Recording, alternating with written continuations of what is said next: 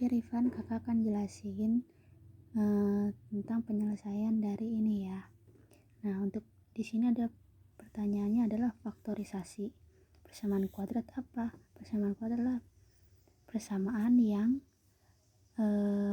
pangkat tertingginya adalah 2. Pangkat tertingginya adalah 2. Jadi kalau dia pangkat tertingginya cuma 2x, tidak ada kuadratnya, berarti tidak bisa dikatakan persamaan kuadrat. Nah, lalu di sini ada proses faktorisasi. Untuk persamaan kuadrat ini caranya banyak sekali.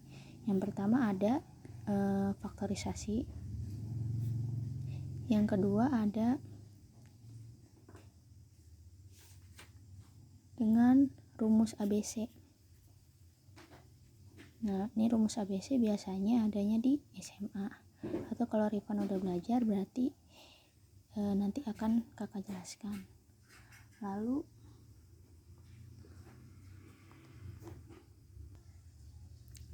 kemudian ada dengan cara melengkapkan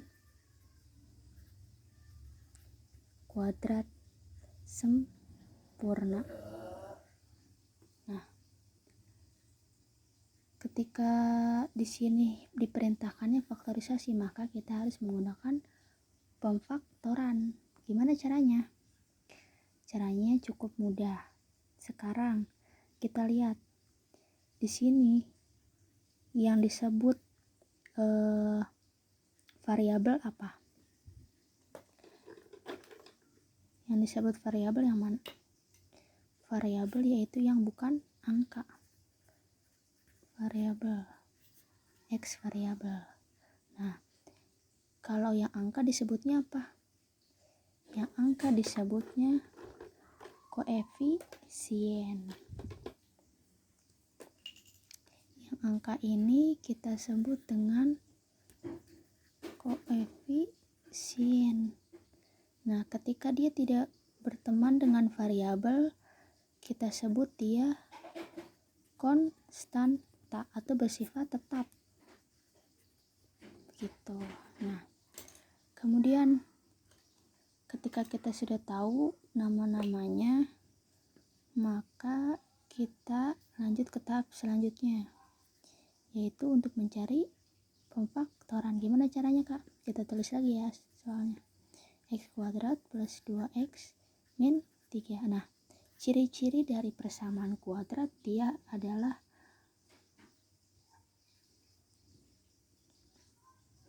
mempunyai bentuk umum ax kuadrat ditambah bx ditambah c sama dengan 0, dengan a tidak sama dengan 0 serta a, b, c anggota bilangan real. Nah, ini adalah syarat rumus umum dari si persamaan kuadrat. Ya, rumus umumnya seperti ini. Jadi jika menemukan soal yang tidak sama dengan ini, maka kita tidak bisa menyebutnya persamaan kuadrat. Gitu. Lanjutnya ke sini ya. Nah, sesudah kita mengetahui bahwa dia adalah persamaan kuadrat, maka kita bisa langsung menggunakan pemfaktoran. Gimana caranya, Kak? Caranya kita lihat. Tulis lagi ya rumusnya. Tulis lagi soalnya. Nah, kita lihat di sini. Konstanta atau yang bersifat tetap di sini siapa? Negatif 3, atau kita hilangkan dulu negatifnya menjadi 3 terlebih dahulu. Nah, 3 di sini kita lihat perkalian berapa dikali berapa yang menghasilkan 3. Udah pasti kan? 1 kali 3. Nah, kalau udah pasti ini kita lebih mudah. Kenapa? Karena tidak ada lagi kemungkinan-kemungkinan yang lain. Berbeda halnya ketika dia konstantanya jauh lebih besar, misalkan 12 atau 18, maka kemungkinannya akan lebih banyak. Karena ini angkanya kecil, maka kemungkinannya hanya 1. Nah, ketika sudah menemukan 1 kali 3, ini sudah pasti akan menghasilkan 3. Lalu kita lihat yang mempunyai variabel dan koefisien, ya kan? Yang ini hanya variabel. Nah, dia yang kedua ini mempunyai variabelnya adalah x, koefisiennya adalah 2. Nah, kita lihat 2. Di sini kita hilangkan dulu x-nya, kita hilangkan dulu. Jadi kita fokus pada angka 2. Nah, dari perkalian ini kita lihat bagaimana caranya dari perkalian 1 dengan 3 untuk menghasilkan 2. Kira-kira gimana nih menurut Rifan? Gimana caranya kalau kayak gitu? Berarti bisa 1, bisa 3 dikurang 1 menghasilkan 2, atau min 1 ditambah 3 juga menghasilkan 2. Nah, terserah Rifan mau pakai yang ini atau yang ini, hasilnya akan tetap sama. Karena kan kamu punya utang 1 dibayar 3, kembaliannya adalah 2. 3 diambil 1, hasilnya 2 juga. Nah, sudah ketemu 2, maka pemfaktoran yang lain antara ini dan ini atau ini dan ini akan sama saja. Kenapa sama saja? Nah, di sini kita tulis pemfaktorannya. Nah, di sini kan x kuadrat ya, berhubung dia tidak punya koefisien, maka kita tulis di sini x gitu.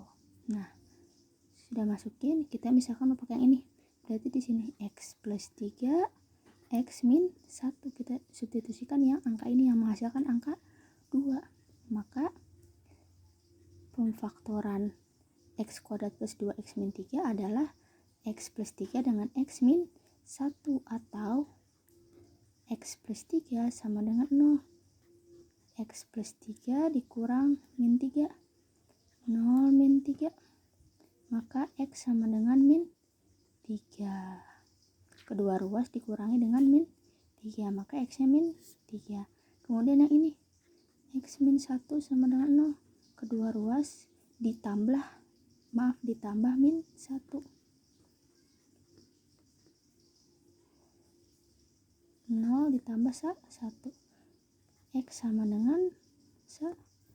Maka hasilnya X sama dengan min 3 atau X sama dengan 1. Gitu.